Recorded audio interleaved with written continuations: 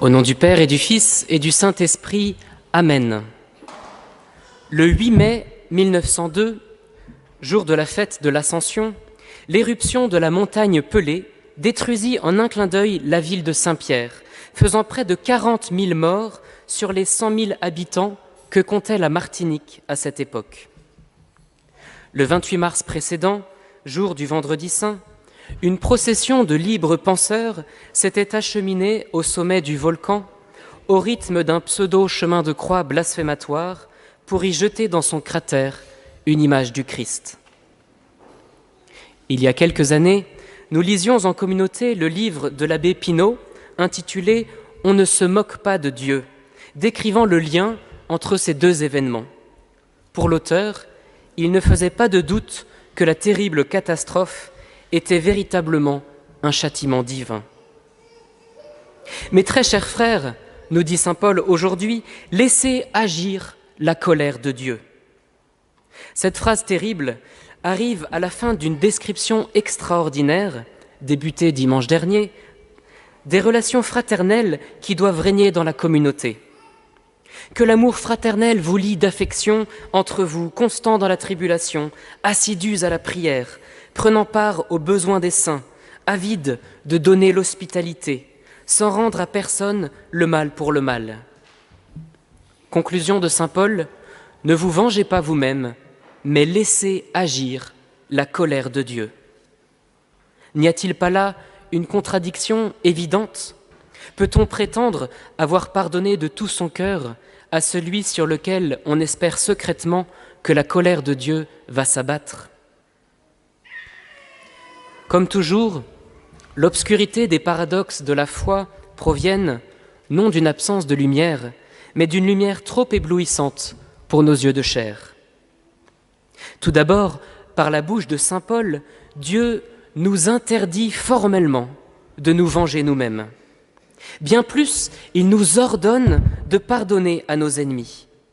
Après avoir enseigné le Notre Père, il affirme « Si vous remettez aux hommes leurs manquements, votre Père céleste vous remettra aussi. Mais si vous ne remettez pas aux hommes, votre Père non plus ne vous remettra pas vos manquements. » À la fin de la parabole du débiteur impitoyable, il conclut « C'est ainsi que mon Père du ciel vous traitera si vous ne pardonnez pas à votre prochain de tout votre cœur. » Bien chers frères, ce qui est en jeu ici, ce n'est pas seulement notre degré de perfection morale, c'est ni plus ni moins notre entrée au paradis. Il est impossible de rentrer au paradis s'il est une offense que nous n'avons toujours pas pardonnée. Pourquoi cela ? Parce que si les hommes qui s'y trouvent ne sont pas en paix les uns avec les autres, le paradis n'en serait plus un. Aussi, personne, absolument personne, ne pourra quitter le purgatoire tant qu'il refusera de pardonner à un frère. Dans son sermon sur la montagne, Jésus explique la raison très profonde pour laquelle il attend de ses disciples qu'ils aiment leurs ennemis.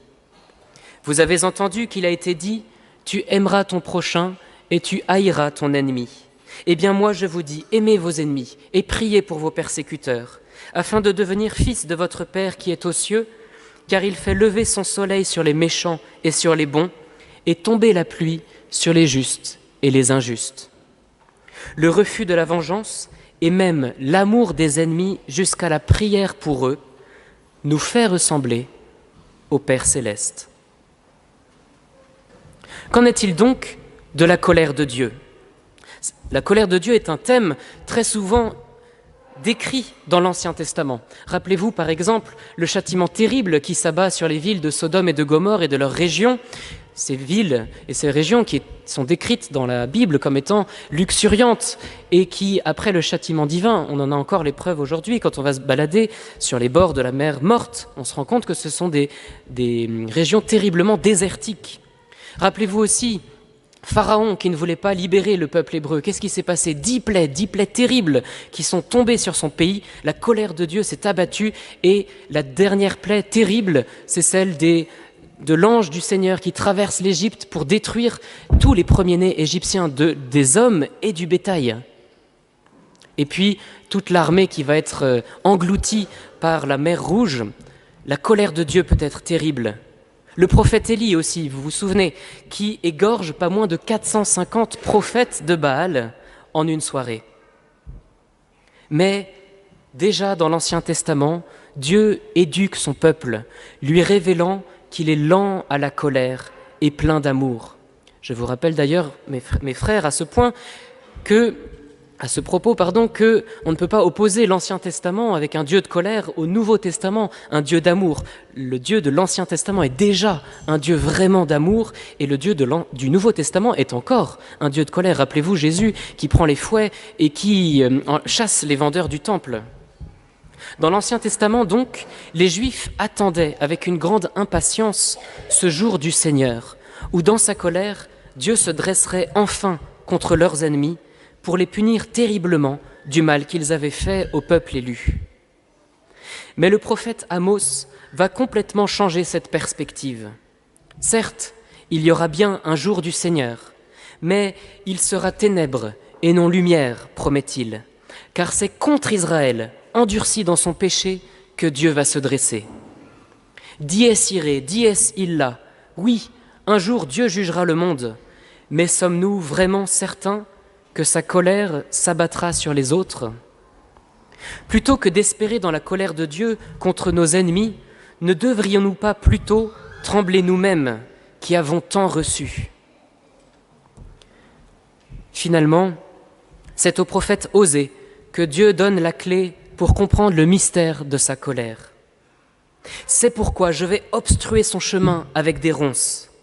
C'est pourquoi je reprendrai mon froment en son temps et mon vin nouveau en sa saison. Après avoir essayé de multiples châtiments pour punir son peuple infidèle, son épouse adultère, Dieu tente une ultime solution.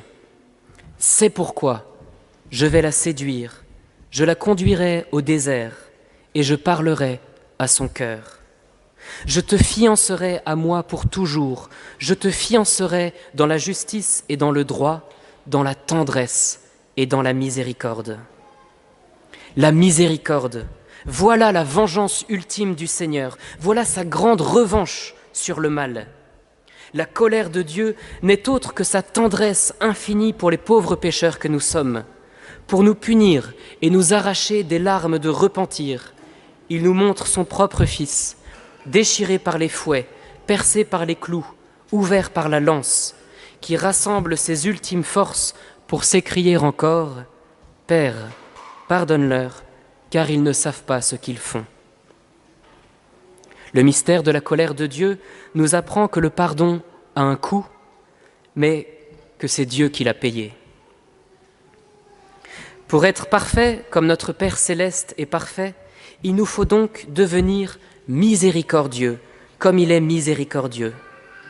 Pardonnons à nos ennemis, bien chers frères, pardonnons-leur, même si cela nous coûte, tant qu'il en est encore temps. Alors, enfin devenu fils de notre Père céleste, il nous laissera entrer pour toujours dans sa gloire. Amen. Au nom du Père et du Fils et du Saint-Esprit. Amen.